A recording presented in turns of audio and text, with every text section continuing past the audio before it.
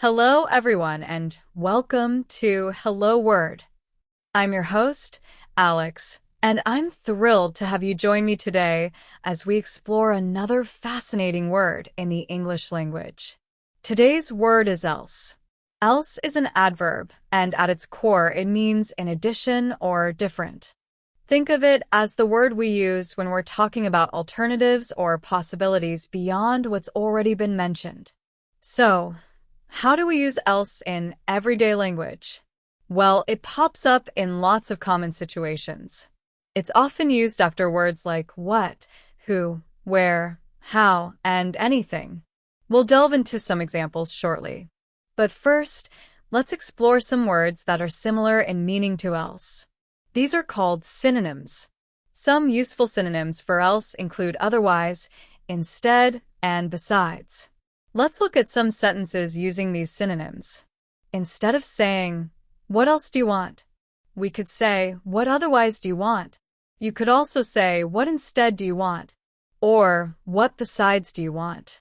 While these aren't perfect replacements in every situation, they capture the general sense of offering an alternative. For instance, if you don't study, you will fail is similar to study, else you will fail, and can be rephrased as study, otherwise you will fail. Now, let's flip the coin and talk about antonyms, words that have the opposite meaning of else.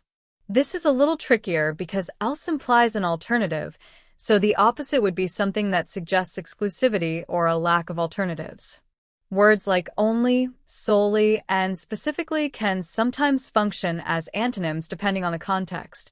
For example, if someone asks, "What else did you buy?" and you reply, "I bought this and only this," the word only acts as an antonym because you are suggesting that there is nothing else. If you were to say, "I bought this and solely this," you would similarly be using an antonym by eliminating any alternatives. A final antonym would be using specifically. It really depends on how you use these words to contrast against else. So, how can you use else in your everyday conversations? Let's explore some practical examples. Imagine you're at a restaurant and the waiter asks, "Would you like anything else?" This is a very common question, and it simply means, do you want anything in addition to what you've already ordered? Or perhaps you are at a store and I can't find what you need. You might ask a store employee, "Where else could I find this item?" Here, you're asking about alternative locations within the store. Consider this scenario. You're planning a trip with friends. You might ask, who else is coming? You want to know who, in addition to the people you already know are coming, will be joining the trip.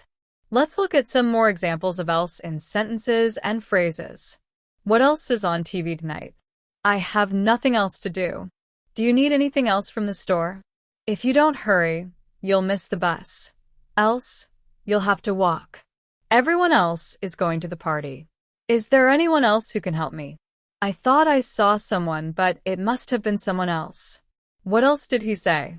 Where else have you been? How else can I explain it? Or else. This phrase, often used playfully or as a light threat, means otherwise or if not. For instance, behave yourself or else implies that there will be consequences if you don't behave. Remember, else is a versatile word that adds options and alternatives to your language. It enriches your ability to ask questions, make suggestions, and explore possibilities. It's such a useful word to have in your English vocabulary. So, to summarize, else means in addition or different. We looked at synonyms like otherwise, instead, and besides, and antonyms like only, solely, and specifically, depending on the context. We explored practical ways to use else in everyday conversations, from ordering food to planning trips. We saw it in phrases like, what else? And or else. I hope this has been a helpful exploration of the word else. Thank you for joining me on Hello Word. Remember, learning a new word each day can significantly improve your English skills. Before we go, I have a small request. If you enjoyed this episode, please subscribe to the podcast and leave a review. Your support helps others find Hello Word and learn English too. And here's a little challenge for you. Create your own sentence using the word else and share it as a comment below this video. I'd love to see how you're using this word in your own context. Keep practicing, keep learning, and I'll see you next time on Hello Word. Don't forget to share your else examples. Let's get creative. Goodbye.